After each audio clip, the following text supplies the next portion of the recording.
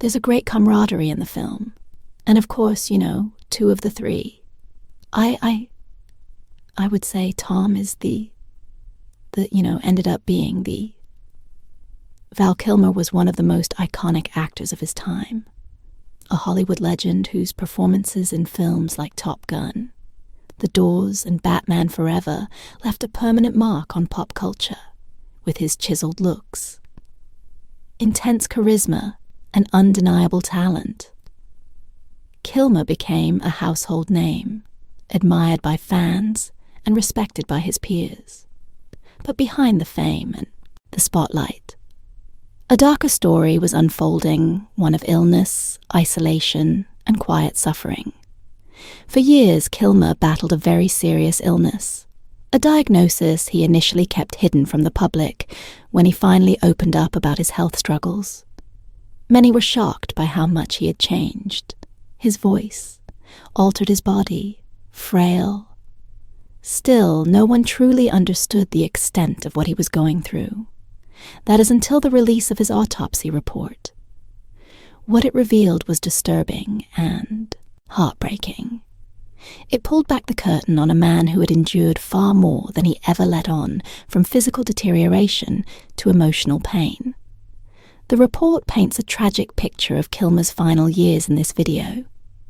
We're diving deep into the most unsettling details found in Val Kilmer's autopsy report and what they reveal about his long, silent battle. Juilliard's Hollywood rising star, Val Kilmer. You know the name.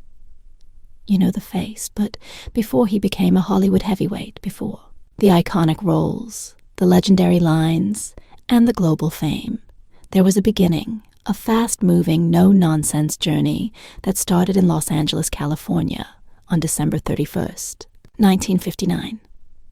That's right. Val Edward Kilmer was born on New Year's Eve, the very last day of the decade. Smack in the middle of one of the most culturally rich cities on Earth, the entertainment capital of the world, the city of stars. But being born in LA doesn't make you a star. You have to earn that.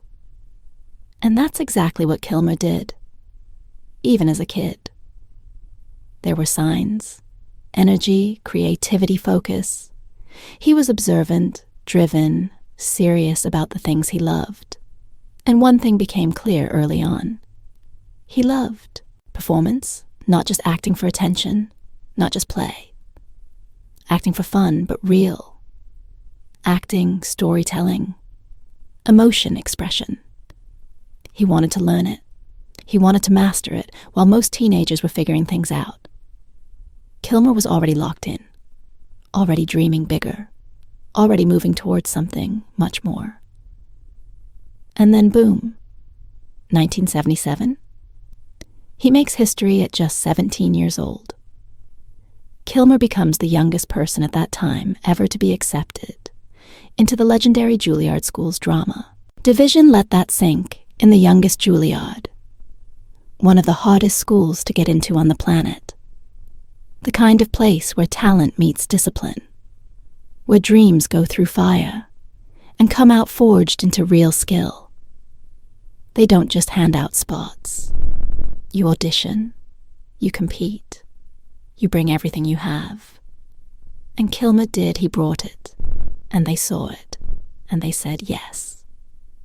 Now he's in New York City, surrounded by the best of the best, the hungriest young artists alive, all working to become something great. And Kilmer, he's right there with them. Focused, obsessed learning. The craft from the inside out, voice training movement. Scene study, classical work, emotional depth. He absorbs it all. He doesn't cut corners. He doesn't chase shortcuts. He does the work day after day, year after year. And it shows his time at Juilliard becomes the foundation of everything that's coming next. After Juilliard, early 1980s. It was time Kilmer steps into the professional world, starting exactly where serious actors start on stage. Theater live, performance, real-time reaction. No edits, no filters, no second takes. Just you, the audience, and the work. And Kilmer shines. He brings everything he learned, and then some stage acting, demands power, clarity, presence. And he delivers every night, every role he gets noticed. Maybe not by the tabloids, not yet, but by the right people, directors, fellow actors, people who understand what real talent looks like, up close, at the same time. Kilmer begins landing television roles. Small ones, at first appearances here and there. But every single one is a stepping stone. Every scene is a lesson. He's learning how to work on camera, how to adapt, how to take everything he learned on stage and translate it to the screen. He's learning the rhythm of TV work, the technical stuff, hitting marks, working with the frame, reacting naturally while surrounded by cameras and crew. He's absorbing it all quietly, building a toolkit that he'll use again. And again, these early roles on stage and on screen aren't glamorous. They don't make him a star overnight, but that's not the point. The point is growth, experience, mastery. He's not skipping ahead. He's climbing the ladder the right way, slowly, steadily, smartly. Every role, every performance, every line delivered is sharpening the blade. And what's important to understand is this. Kilmer's early path wasn't luck. It wasn't random. It was intentional. He trained. He practiced. He pushed. Himself, he didn't walk into Hollywood expecting a handout. He earned every opportunity, and by the time bigger roles started coming, he was more than ready. Not just ready dangerous, because when talent meets preparation, that's when things explode. Difficult on-set behavior with co-stars and physical altercation. Val Kilmer's career has been filled with triumphs and challenges, both on and off the screen, known for his intense dedication to his craft. Kilmer's performances have captivated audiences for decades. However, his time in Hollywood has also been marked by a reputation for difficult on-set behavior, particularly during the mid-1990s, when tensions between him and directors, as well as co-stars, became infamous. One of the most notable and publicized incidents in Kilmer's career occurred during the making of Batman Forever in 1995, when he reportedly had a physical altercation with the film's director, Joel Schumacher. To fully understand this incident, we first need to look at Kilmer's reputation during the 1990s. By this time, Kilmer had already solidified himself as one of Hollywood's leading actors, thanks to his memorable roles in films like Top Gun: The Doors and Heat. But while his acting talent was undeniable, his relationships with directors and co-stars were often strained. Kilmer was known for being fiercely dedicated to his roles, sometimes to the point of being difficult to work with his intensity on set, combined with his creative vision often clashed with the visions of those in charge. This combination of dedication and tension was most evident during the filming of Batman Forever, a movie that would forever mark Kilmer's career for both its professional success and the behind-the-scenes. Drama Batman Forever was a high-profile project, especially considering it was part of the hugely successful Batman franchise, following Tim Burton's Batman 1989 and Batman Returns 1992. After Burton stepped away from directing the third installment, Joel Schumacher was brought in to helm the film, with Val Kilmer cast as the iconic superhero Batman Bruce Wayne. Kilmer's casting was met with excitement by many, given his strong acting background and range. But what would unfold during the production of Batman Forever would tarnish his reputation in Hollywood for a time. The tensions between Kilmer and director Joel Schumacher reportedly began early in the production. Kilmer's approach to the role of Batman was far more methodical and serious, as he was known to immerse himself deeply into the characters he portrayed. Schumacher, on the other hand, had a much more flamboyant, over-the-top vision for the film, wanting to bring a lighter, campier energy to Gotham City, akin to the style of the 1960s Batman television series. This clash of creative visions led to friction between the actor and the director as the filming continued. Reports surfaced of Kilmer's difficult behavior. He was allegedly critical of the film's direction and would frequently voice his frustrations. Kilmer's focus on portraying a serious, brooding Batman clashed with Schumacher's desire for a more vibrant and comedic take on The Dark Knight. This led to frequent disagreements on set, with Kilmer reportedly becoming frustrated by the direction the film was taking. But the real breaking point came during an incident between Kilmer and Schumacher, according to various accounts from people involved. With the production, tensions had been mounting for weeks, and one day things escalated to a physical confrontation. The details of the altercation are somewhat unclear, but it's widely reported that during an argument on set, Kilmer and Schumacher had a physical clash. Some sources claim that Kilmer became so enraged by Schumacher's direction that he physically confronted the director, pushing or shoving him. During a heated argument, the altercation was apparently a reflection of the intense frustration Kilmer felt about the film's direction and his own role in the production. Top Secret, Real Genius, and Top Gun Val. Kilmer's rise to fame is one of those stories that shows just how quickly things can change in Hollywood when the right role, the right timing, and the right talent all come together. By the mid-1980s, Kilmer had already put in the work, showing his chops with theatre and TV, but it wasn't until a few key roles that the world truly began to take notice. It all began in 1984 with Top Secret, a spoof comedy directed by Jim Abrahams, David Zucker, and Jerry Zucker. If you're not familiar with it, this film is one of those cult classics, a zany, over-the-top parody that drew inspiration from spy thrillers and war films. It wasn't a huge hit at the time, but it marked Val Kilmer's first major film role. And it did something important. It showed Hollywood that Kilmer could handle a comedic lead. In Top Secret, Kilmer played the role of Nick Rivers, an American rock star who gets caught up in an international conspiracy involving Nazis and secret agents. The movie is packed with absurd humor, slapstick, and parodic moments, and Kilmer brought a fresh, effortless charm to the part. His delivery was sharp, his comedic timing impeccable, and his ability to play the absurdity of the situation with a straight face was a highlight of the film.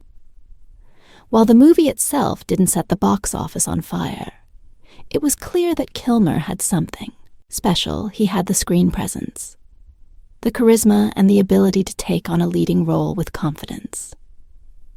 But it wasn't until the following year, 1985, that Kilmer truly started to capture the public's imagination with Real Genius, a film that has since become a beloved cult classic in this comedy. Kilmer played Chris Knight, a brilliant but laid-back college student and genius at a prestigious scientific institution. Real Genius is one of those films that didn't get the credit it deserved when it first came out, but over the years it's gained a massive following. It's one of those movies that resonates with people who grew up in the 1980s, and it also speaks to the underdog spirit. Think brilliant minds stuck in absurd situations with a touch of humor and a good dose of science fiction. In Real Genius, Kilmer was in his element. He was hilarious, endearing, and effortlessly cool. As Chris Knight, a guy who was smart enough to solve complex scientific problems, but more interested in pulling pranks and living a carefree life. Kilmer was able to blend the intellectual with the comedic, and it was this role that really made people sit up and take notice.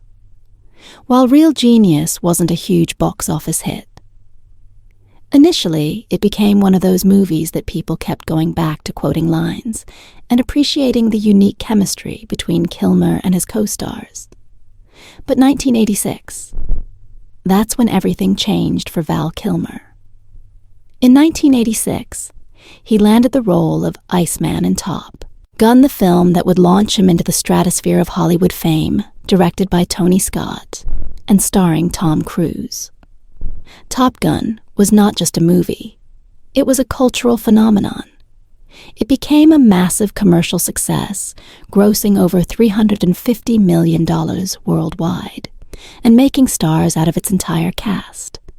And while Tom Cruise was obviously the face of the film, Val Kilmer's role as the cocky, competitive, and skilled fighter pilot, Iceman, made him the perfect foil to Cruise's maverick Kilmer's. Portrayal of Iceman was everything that made him a star. Iceman was the guy who didn't take risks and played by the rules, but that didn't mean he was any less intense or captivating. Kilmer brought depth to the character by showing that Iceman's confidence wasn't just about arrogance. It was a defense mechanism. It's this complexity that helped make Iceman one of the most memorable characters in the film. Kilmer wasn't just playing the rival. He was playing a man who was driven by his own personal code, and that resonated with audiences. Top Gun wasn't just a success, it was the success the film not only became a box office hit, but it also solidified Val Kilmer as a leading man in Hollywood. It helped that he was surrounded by an all-star cast, including Tom Cruise, Kelly McGillis, and Anthony Edwards. But Kilmer's presence on screen was undeniable, even though Maverick was the main character. Kilmer's Iceman became just as iconic. His cool, collected persona was the perfect contrast to Cruise's Maverick, and the tension between the two actors became one of the central dynamics of the film. But what's important to note is how quickly Kilmer transitioned from being a relatively unknown actor to a star who could carry big-budget films. Top Gun made him a household name. And it wasn't just the success of the film itself. It was the way Kilmer's performance left an impact on audiences.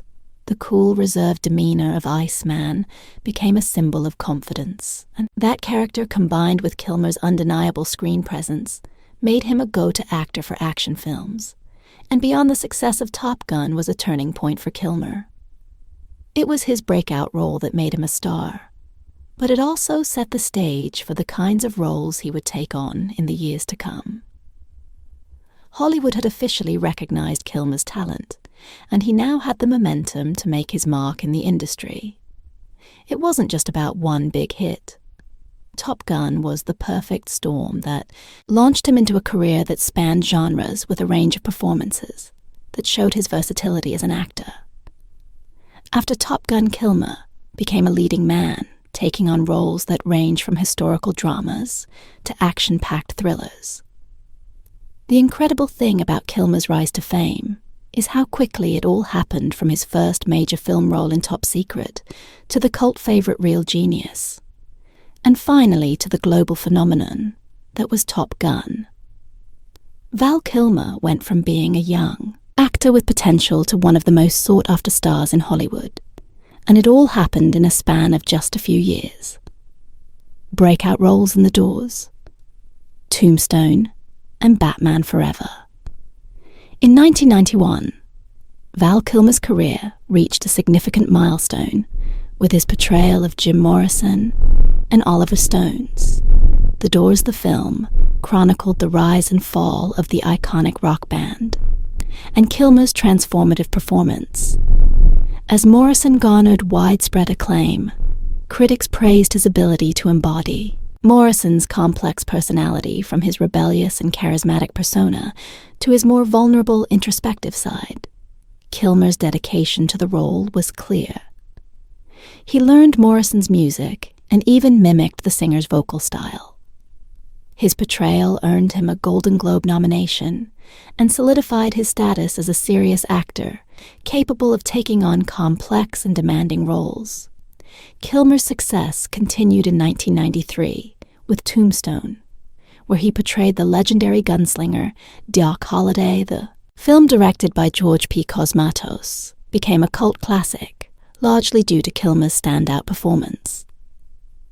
His portrayal of Holiday, a character torn between his loyalty to Wyatt Earp and his deteriorating health, became an instant fan favorite. Kilmer's sharp wit, layered emotions, and undeniable charisma brought the character to life in a way that resonated with audiences. His chemistry with co-stars Kurt Russell, who played Wyatt Earp, and Michael Biehn, who portrayed the villainous Johnny, Ringo elevated the film to a level of excellence. Tombstone remains one of the defining films of Kilmer's career and a hallmark of his 1990s stardom. The following year, 1995, marked a significant shift in Kilmer's career when he was cast as Bruce Wayne Batman in Batman Forever, directed by Joel Schumacher. The film represented a departure from the darker gothic tone of Tim Burton's previous Batman films, embracing a more colourful and campy style. Kilmer's portrayal of Batman was seen as a fresh take on the character. He managed to balance Bruce Wayne's brooding persona with the charisma needed to fit the more flamboyant atmosphere of the film, while Kilmer's performance was generally well received. The production itself was fraught with tension, particularly between Kilmer and Schumacher. Their differing visions for the film, combined with Kilmer's intense commitment to the role, created a tumultuous working environment. And despite these behind-the-scenes issues, Batman Forever was a commercial success, grossing over $300 million worldwide. However, Kilmer's time as Batman was short-lived, and he was replaced by George Clooney in the subsequent film Batman and Robin, 1997. Due in part to conflicts during the production, also in 1995, Kilmer starred in Michael Mann's Heat, one of the most iconic crime films of the decade. The film featured an all-star cast, including Al Pacino, Robert De Niro, and Kilmer himself, in a story about professional criminals and the lawmen who pursue them. Kilmer played Chris Chahiras, a member of a crew of thieves, in a performance that stood out in a film full of legendary actors. His portrayal of Chahiras was layered and nuanced, showing a man who was both a hardened criminal and a person grappling with personal turmoil. Heat was a critical and commercial success, and Kilmer's role helped to cement his status as a versatile and talented actor. The film has since become a classic of the genre, and Kilmer's performance is often cited as one of the standout moments of the film, the alleged physical assault during audition. As Val Kilmer's career continued to soar through the 1990s, he found himself at the center of a series of controversies that would later define much of his public persona. While his acting talent was never in question, his behavior on set became a recurring issue. Perhaps one of the most significant and infamous of these controversies occurred during the production of The Island of Dr. Moreau in 1996. The Island of Dr. Moreau was already plagued with challenges before Kilmer's behavior came into the picture. The film, based on H.G. Wells' novel, was a troubled production from the start, with issues ranging from an over-budget budget to a constantly shifting script. However, it was Kilmer's conduct on set that escalated tensions to an entirely new level. The actor's clashes with Frankenheimer, who was already dealing with the disarray of the production, made the process even more difficult. Reports from those involved in the film's making indicated that Kilmer was difficult to work with, often refusing to speak with the director and creating an uncooperative atmosphere. The situation grew increasingly tense when Kilmer reportedly clashed with co-star Marlon Brando, further intensifying the already difficult environment. However, the tensions surrounding the Island of Dr. Moreau were not the only incidents that painted a picture of Kilmer as a difficult presence on set. Another controversy, dating back to the production of The Doors in 1991, involved accusations of physical assault during the audition process. Actress Caitlin O'Hare, who was auditioning for a role in the film, accused Kilmer of physically assaulting her during the process.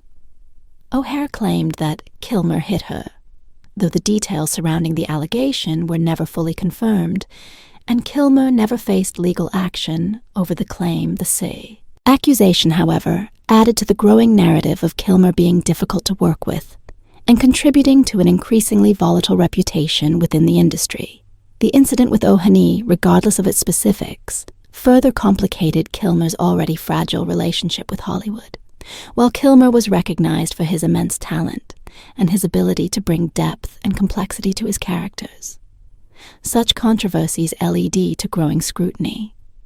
His behavior on set became as much a topic of conversation as his acting ability, and the combination of creative differences, public disputes, and allegations of misconduct painted a picture of an actor who was difficult to manage.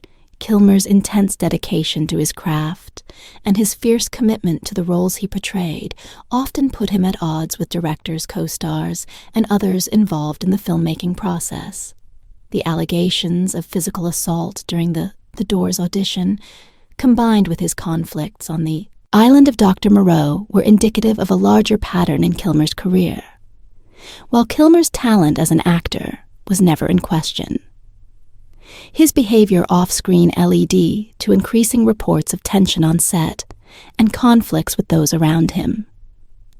These incidents shaped the way the public viewed Kilmer, especially during a time when Hollywood was becoming more focused on behind-the-scenes conduct and the culture of on-set behavior.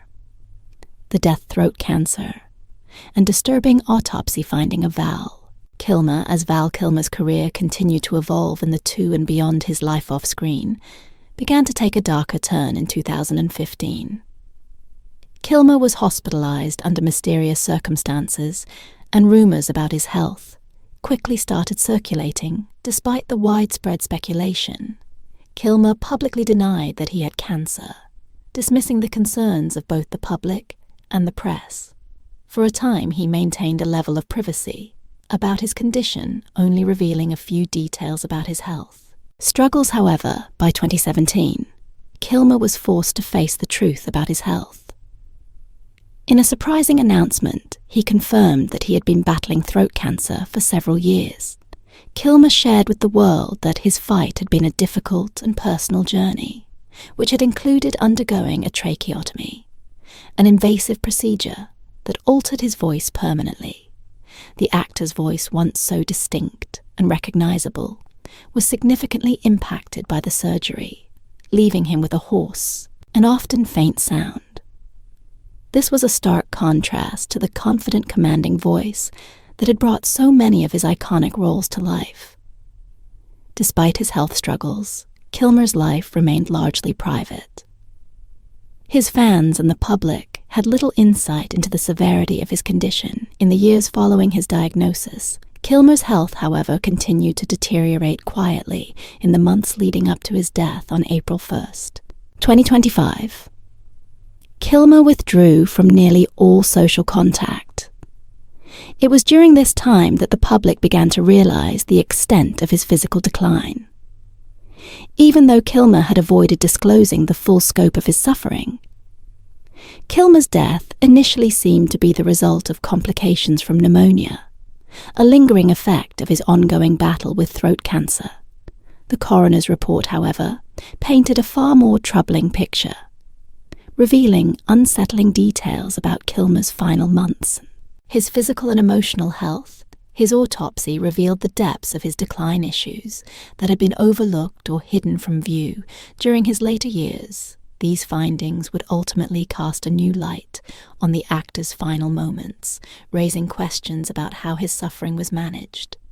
Or rather, how it wasn't. One of the most shocking revelations from Kilmer's autopsy report was the discovery of significant malnutrition. Throughout the final stages of his illness, Kilmer had appeared to be physically weakened and frail, but the report detailed how his condition had worsened to a point where his body was severely undernourished. Despite the severity of his health, Kilmer had continued to keep his struggles largely to himself.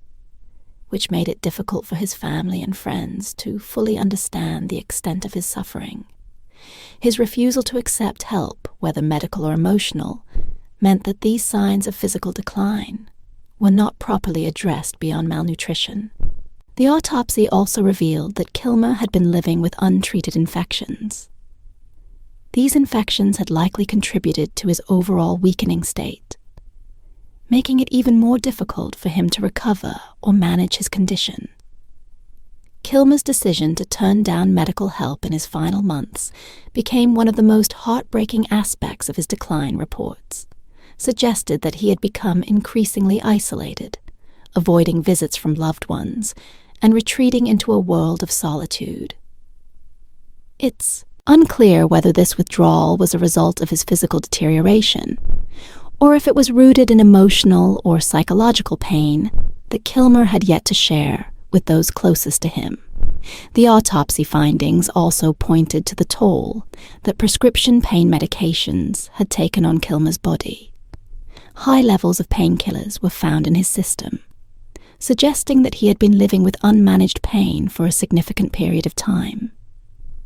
The report revealed that Kilmer's physical and emotional pain had reached an extreme level that most people close to him were unaware of.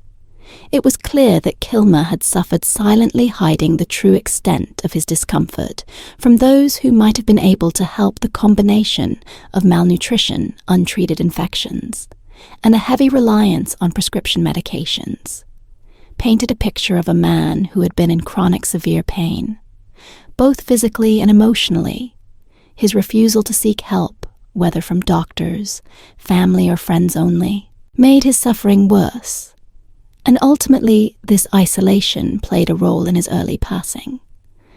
The autopsy revealed that Kilmer's decline had been a slow, painful process. And yet, it was a process that had been largely hidden from the public eye. Kilmer's withdrawal from his family and friends only deepened the sense of isolation that surrounded him. In his final months, the actor, once a Hollywood fixture and a public figure known for his larger-than-life persona, had retreated from the world in a way that left even his closest circle of loved ones struggling to understand what had been happening. His decision to avoid contact with others, combined with his refusal to acknowledge the seriousness of his condition, made it all the more difficult for those around him to intervene and offer the help he so clearly needed.